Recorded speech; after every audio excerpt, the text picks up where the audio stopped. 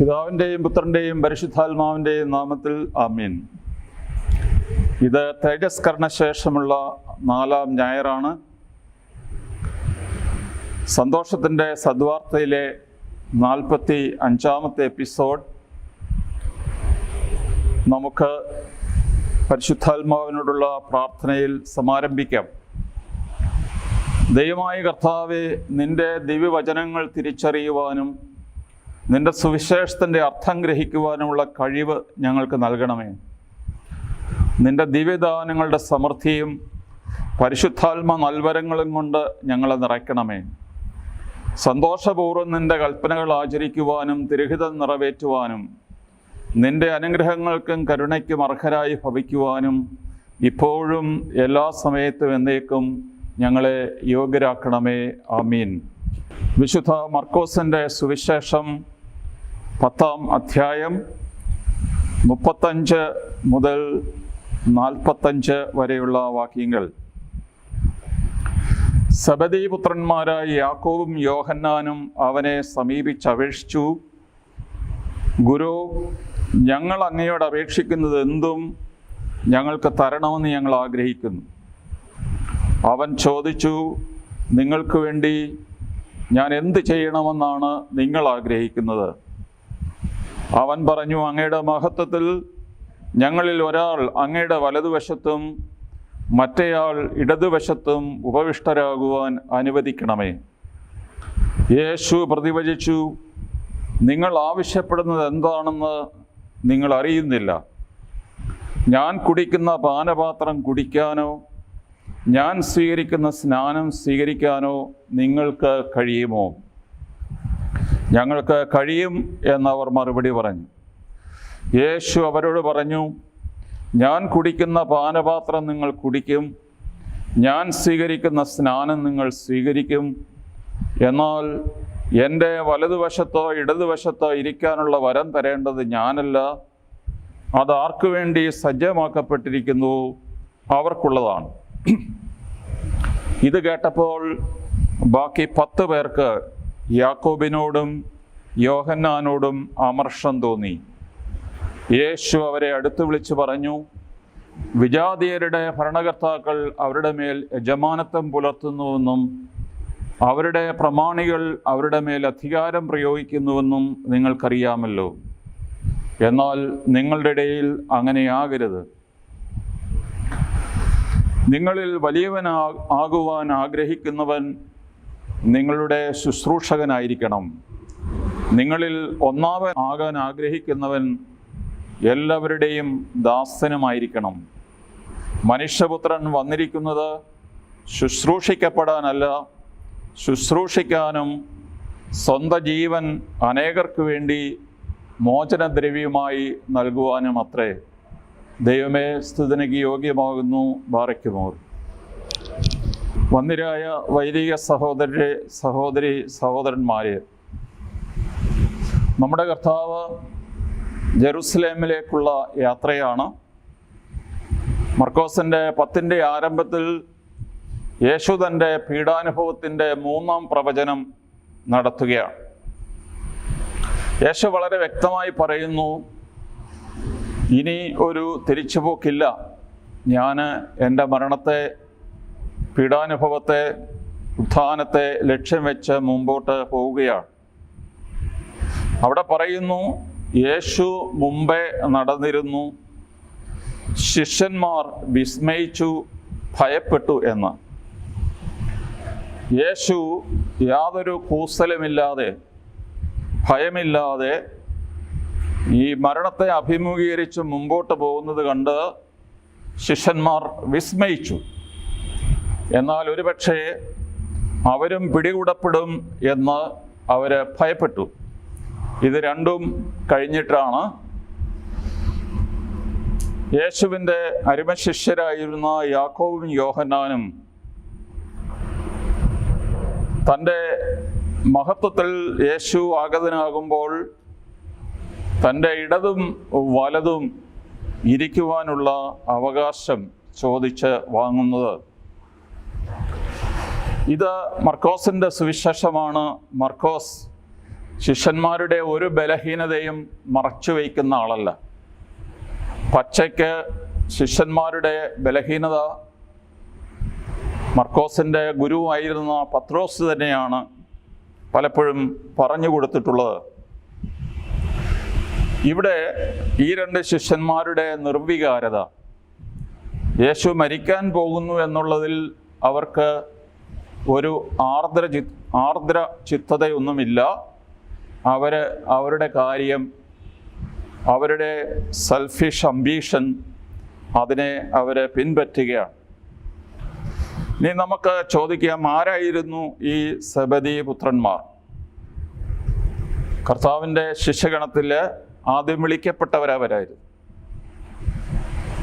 സെബദി പുത്രന്മാരുടെ അമ്മ ആരാണ് എന്ന് നമ്മൾ അന്വേഷിച്ച് പോകുമ്പോൾ നമ്മുടെ കർത്താവിൻ്റെ അമ്മയായ മറിയത്തിൻ്റെ സഹോദരിയായ സലോമിയുടെ മക്കളായിരുന്നു. മറിയത്തിൻ്റെ സഹോദരി മക്കൾ ഫസ്റ്റ് കസിൻസ് ആണ്. അവർക്ക് ഒരു പ്രത്യേകമായ അവകാശബോധമുണ്ട്. അവര് കർത്താവിൻ്റെ ഇന്നർ സർക്കിൾ, പത്രോസ്, യാക്കോബ്, യോഹന്നാൻ, അവരെ മാത്രം വിളിച്ചുകൊണ്ട് യേശു പോയിരുന്ന ചില സന്ദർഭങ്ങളുണ്ട്.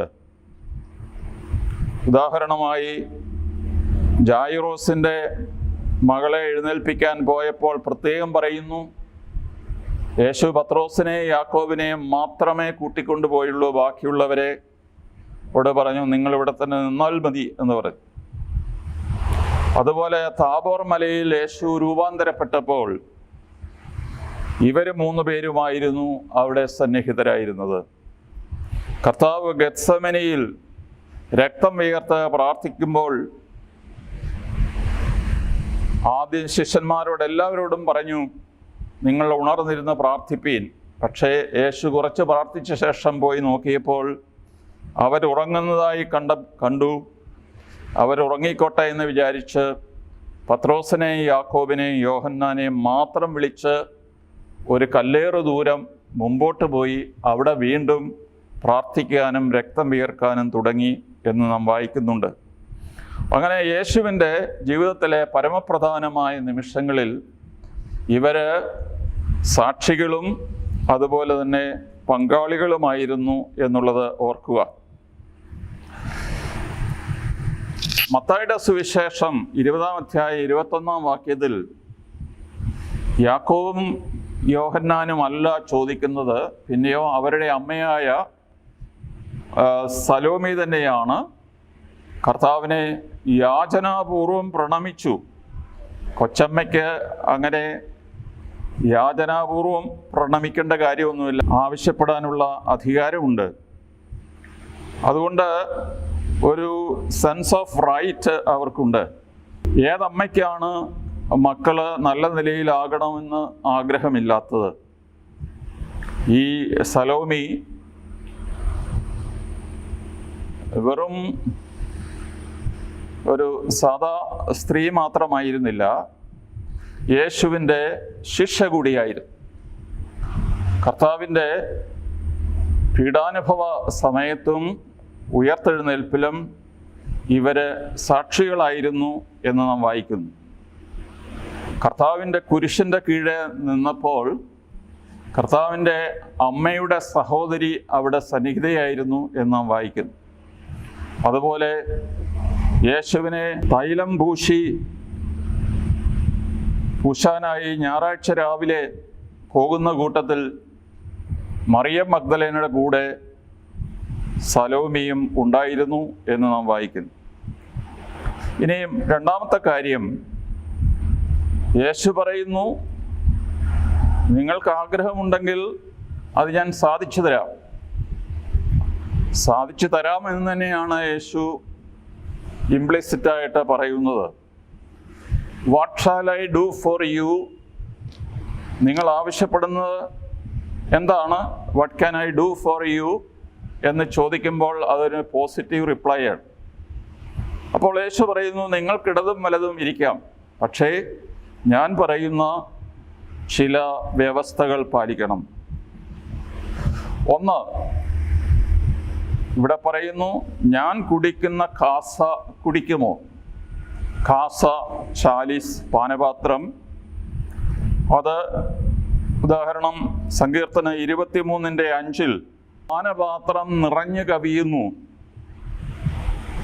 എന്ന് സങ്കീർത്തകൻ പറയുമ്പോൾ എൻ്റെ ഹൃദയം സന്തോഷം കൊണ്ട് തുളുമ്പുന്നു എന്നാണ് അതിൻ്റെ അർത്ഥം.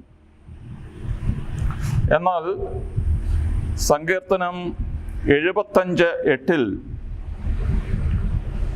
പറയുന്നു, കർത്താവിൻ്റെ കയ്യിലെ പാനപാത്രം നുരഞ്ഞു പതയുന്നു, അവൻ ഈ ദുഷ്ടരെ അത് കുടിപ്പിക്കും, അതിൻ്റെ മട്ട് വരെ അവർ കുടിക്കും എന്ന് പറയുമ്പോൾ അവിടെ ഇറ്റ്സ് എ ചസ്റ്റൈസ്മെൻറ്റ്, ശിക്ഷയാണ്, സഹനമാണ്. അപ്പോൾ ഈ പാനപാത്രം എവിടെ പ്രയോഗിക്കുന്നു എന്നനുസരിച്ച് അതിന് നല്ല അർത്ഥവും അല്ലെങ്കിൽ സഹനത്തിൻ്റെ അർത്ഥവുമുണ്ട്. അതുപോലെ ബാപ്റ്റിസം, എനിക്കൊരു സ്നാനം സ്വീകരിക്കാനുണ്ട് എന്ന് ലൂക്കായുടെ 12:50 യേശു പറയുന്നു.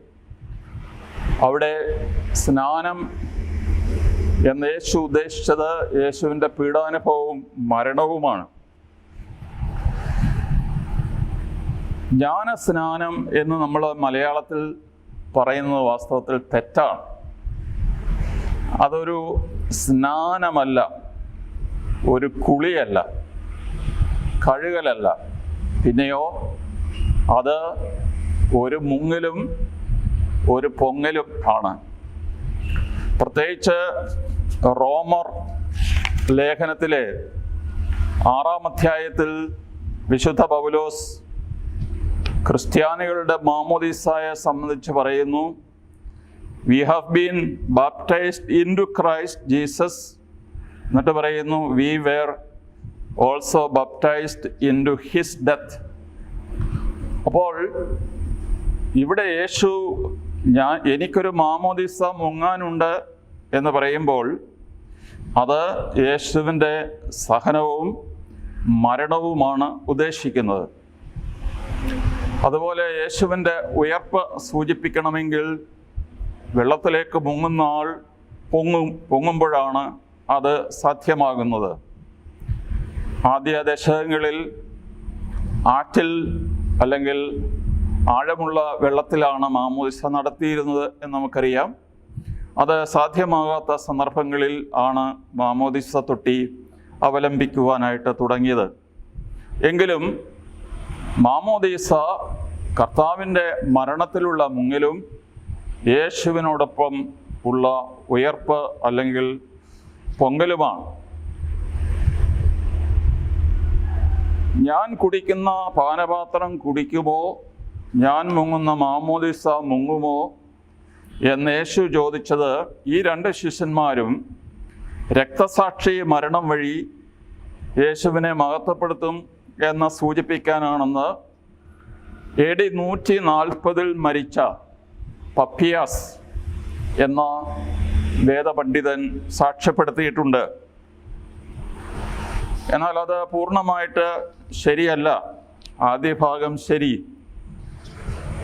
ഹെറഡ് അഗ്രിപ്പ AD 44 ജെറൂസലേമിലെ മെത്രാനായിരുന്ന യാക്കോബിനെ വാളുകൊണ്ട് വധിച്ചത്. എന്നാൽ യോഹന്നാൻ അപ്രാവശ്യം കൊല്ലപ്പെട്ടതായി നമുക്കറിയില്ല.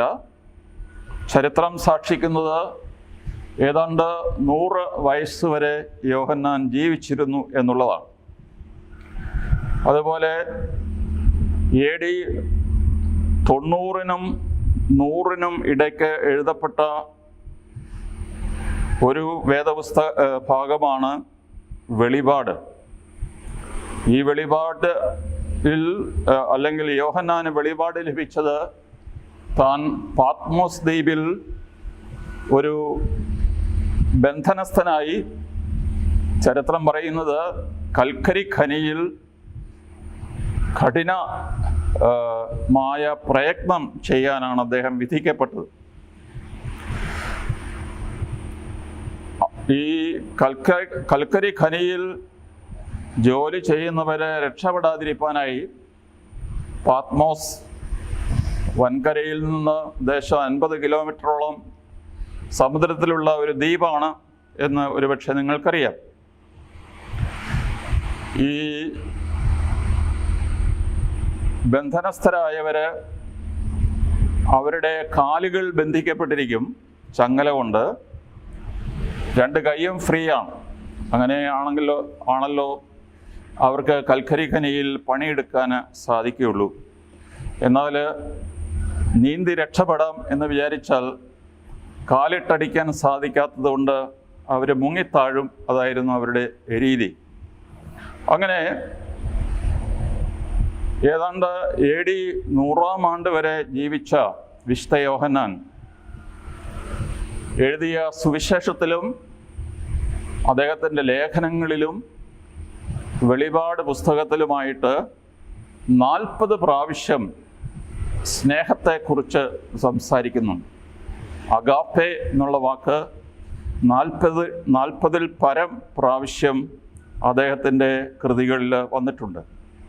അങ്ങനെ 100 വർഷം ജീവിച്ച് സ്നേഹത്തിന് സാക്ഷിയായിരുന്നു വിശുദ്ധ യോഹന്നാൻ എന്ന് നമുക്കറിയാം. അതുകൊണ്ട് യേശു പറയുന്നു, ഇടതും വലതും നിങ്ങൾക്കിരിക്കാം, പക്ഷേ അത് തരാനുള്ള അവകാശം എനിക്കുള്ളതല്ല. മത്തായി 20:23 പറയുന്നു, എൻ്റെ പിതാവിനാൽ അത് ആർക്ക് വേണ്ടി നിശ്ചയിക്കപ്പെട്ടിരിക്കുന്നു, മുൻകൂറായി, പ്രീഡിസ്റ്റിൻഡ്. അപ്പോൾ അത് മത്തായി മാത്രമേ പറയുന്നുള്ളൂ, എൻ്റെ പിതാവാണ് അത് നിശ്ചയിക്കുന്നു എന്നുള്ളത്. നമ്മുടെ അടുത്ത പോയിന്റ്, 10 പേർക്ക് ഈ 2 പേരെ കുറിച്ച് നീരസമുണ്ടായി. അത് വളരെ സാധാരണമായ ഒരു സംഗതിയാണ്. ഒരു ഗ്രൂപ്പിലുള്ളവരിൽ 1-2 പേര് മാത്രം കുറേ സ്ഥാനങ്ങൾ പിടിച്ചു പറ്റുവാൻ പരിശ്രമിക്കുമ്പോൾ ബാക്കിയുള്ളവർക്ക് അവരെ സംബന്ധിച്ച് അസൂയയുണ്ടാകും എന്നുള്ളത്. ബാക്കി 10 പേരെ കടത്തിവെട്ടി ഇവർ 1-2 സ്ഥാനങ്ങൾ കരസ്ഥമാക്കാൻ നോക്കുന്നു. അല്ലെങ്കിൽ പറയാൻ സാധിക്കും, യേശുവിനോടുള്ള ഫസ്റ്റ് കസിൻ എന്നുള്ള ബന്ധം വെച്ചുകൊണ്ട് നിപ്പോട്ടിസത്തിൻ്റെ പേരിൽ ബന്ധു നിയമനം സാധിക്കാം എന്നവർ കരുതി കാണും. യേശു പറഞ്ഞു, നിങ്ങൾ വെറും മാനുഷികമായിട്ടാണ് ചിന്തിക്കുന്നത്. ദൈവികമായ ചിന്ത, സുവിശേഷാരൂപിയിലുള്ള ചിന്തയല്ല നിങ്ങൾക്കുള്ളത്. നിങ്ങളുടെ ചിന്ത പുറജാതികളുടെ ചിന്തയാണ്. പുറജാതികളാണ് self promotion, selfishness, seeking first seats, ഇതൊക്കെ അവർക്കുള്ളതാണ്. എന്നിട്ട് യേശു പറയുന്നു, don't be despots but servants. സ്വേച്ഛാധിപതികളാണ് ഇതുപോലുള്ള കാര്യങ്ങൾ ചെയ്യുന്നത്. അവർക്ക് മറ്റുള്ളവരുടെ മേൽ കർത്തൃത്വം പുലർത്തണമെന്നും അധികാരം പ്രയോഗിക്കണമെന്നും അവരാഗ്രഹിക്കുന്നു. അങ്ങനെ ചെയ്യുമ്പോഴും അവർ ബെനഫാക്ടേഴ്സ്, അവർ ജനത്തിൻ്റെ വലിയ ഗുണകാംക്ഷികളാണ് എന്നുള്ള രീതിയിൽ അവർ പുകഴ്ത്തപ്പെടുവാൻ ആഗ്രഹിക്കുകയും ചെയ്യും. അത് പുറജാതികളുടെ ചിന്തയാണ്. അത് ക്രിസ്തു ശിഷ്യരുടെ ചിന്തയല്ല എന്ന് യേശു വളരെ വ്യക്തമായി പറയും. അതിനുശേഷം യേശു പറയുന്നത് 2 പദങ്ങൾ നമുക്കറിയാം. ദിയാക്കോണോസ് ശുശ്രൂഷകൻ, ദൂലോസ്. ദൂലോസ് എന്ന് പറഞ്ഞാൽ അടിമ, ദാസൻ. ഏറ്റവും വലിയവനാകാൻ ആഗ്രഹിക്കുന്നവൻ എല്ലാവരുടെയും ദിയാക്കോണോസ് ശുശ്രൂഷകനായിരിക്കും. കൂട്ടത്തിൽ ഒന്നാമനാകുവാൻ ആഗ്രഹിക്കുന്നവൻ എല്ലാവരുടെയും ദൂലോസ്, ദാസനായിരിക്കും. അവിടെ യേശു പഠിപ്പിക്കുന്നത് വിനയത്തിൻ്റെ, നിഷ്കാമകർമ്മത്തിൻ്റെ, കാല് കഴുകലിൻ്റെ പാഠമാണ്. യേശു ഈ പാഠമാണ് തൻ്റെ അന്ത്യത്താഴത്തിന് മുമ്പ് നടത്തിയത്. അവരുടെ ശിഷ്യന്മാരുടെ കാലുകൾ കഴുകി, അത് ചുംബിച്ച് അത് വൃത്തിയാക്കി എന്നുള്ളത് യേശു ദൂലോസ് ആയതിൻ്റെ അടയാളമാണ്. യേശു പറഞ്ഞു, വിശുദ്ധ പൗലോസ് 1 കൊരിന്ത്യർ 9:19 പറഞ്ഞു, ഞാൻ വളരെ പേരെ നേടേണ്ടതിന് ഞാൻ എല്ലാവരുടെയും ദാസനായി തീർന്നു. അപ്പോൾ എല്ലാവരുടെയും ദാസനാകുന്നത് എന്തിനാണ്? അനേകം പേരെ ക്രിസ്തുവിന് വേണ്ടി നേടാനാണ്. യേശു വീണ്ടും പറഞ്ഞു, മനുഷ്യപുത്രൻ വന്നത് ശുശ്രൂഷിക്കപ്പെടാനല്ല, ശുശ്രൂഷിക്കാനും മോചനദ്രവ്യമായി സ്വന്തം ജീവൻ നൽകുവാനും അത്രേ. ഇവിടെ ഒരു പ്രത്യേകമായ പ്രയോഗം, ഒരു ടെക്നിക്കൽ വേർഡ് ലൂത്രോൺ ആന്തിപോളോൺ എന്ന് ഗ്രീക്ക് ഭാഷയിൽ പറഞ്ഞിരിക്കുന്നു. ലൂത്രോൺ എന്ന് പറഞ്ഞാൽ ഒരടിമയെ അല്ലെങ്കിൽ ഒരു തടവുകാരനെ മോചിപ്പിക്കാൻ വേണ്ടി ഒരാൾ കൊടുക്കുന്ന പണമാണ്. എമാൻസിപ്പേഷൻ എന്ന് നമ്മൾ കേട്ടിട്ടുണ്ട്, അടിമകളെ മോചിപ്പിക്കുക. അപ്പോൾ അടിമകളുടെ ഉടമയ്ക്ക് ഒരു ദ്രവ്യം, അയാൾ ചോദിക്കുന്ന പണം കൊടുക്കണമായിരുന്നു. ഇവിടെ കർത്താവ് പറയുന്നു, എൻ്റെ ജീവിത ലക്ഷ്യം ഈസ് ടു ബി ലൂത്രോൺ ആന്തിപോളോൺ for the sake of many, for the salvation of many. ഇവിടെ യേശു പറയുന്നത് ലിബറേഷൻ ബൈ അക്വിസിഷൻ. ദൈവം ജനത്തെ വിലയ്ക്ക് വാങ്ങുകയാണ്. കർത്താവായ യേശു തൻ്റെ രക്തം മൂലം നമ്മളെ വാങ്ങിയവരാണ്. അതുകൊണ്ട് ദൈവത്തിൻ്റെ സ്വന്തം ജനമായി തീർന്നപ്പോഴാണ് നമ്മൾ യഥാർത്ഥത്തിൽ സ്വതന്ത്രരായത്. അതുവരെ നമ്മൾ അടിമകളായി.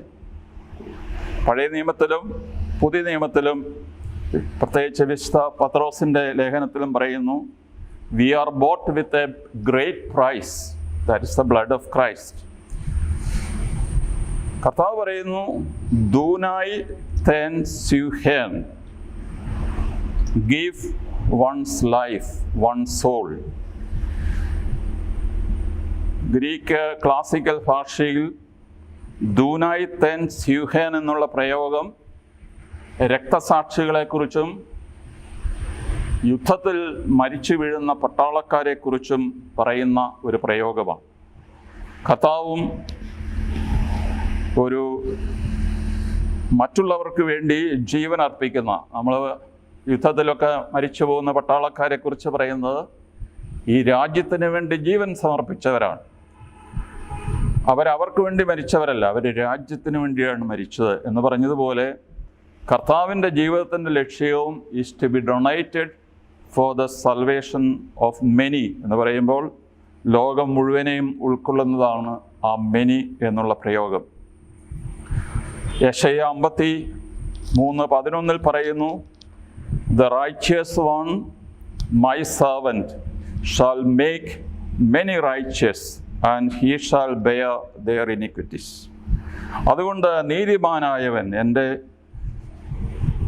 എൻ്റെ ദാസൻ അനേകരെ നീതിമാന്മാരാക്കും. അവൻ അവർക്ക് വേണ്ടി തൻ്റെ ജീവൻ സമർപ്പിക്കും. അപ്പോൾ യേശു തൻ്റെ ജീവൻ സമർപ്പിച്ചത് ആരുടെയും നിർബന്ധത്തിന് വഴങ്ങിയല്ല.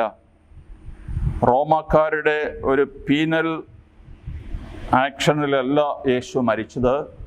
അവൻ തൻ്റെ ജീവൻ അനേകരുടെ ജീവന് വേണ്ടി വിലയായി, മോചന മൂല്യമായി കൊടുത്തതാണ്. അതുതന്നെയാണ് വിശുദ്ധ പൗലോസ് 1 തിമോത്തി 2:6 പറയുന്നത്, അവൻ എല്ലാവർക്കും വേണ്ടി തന്നെ മോചന മൂല്യമായി നൽകി.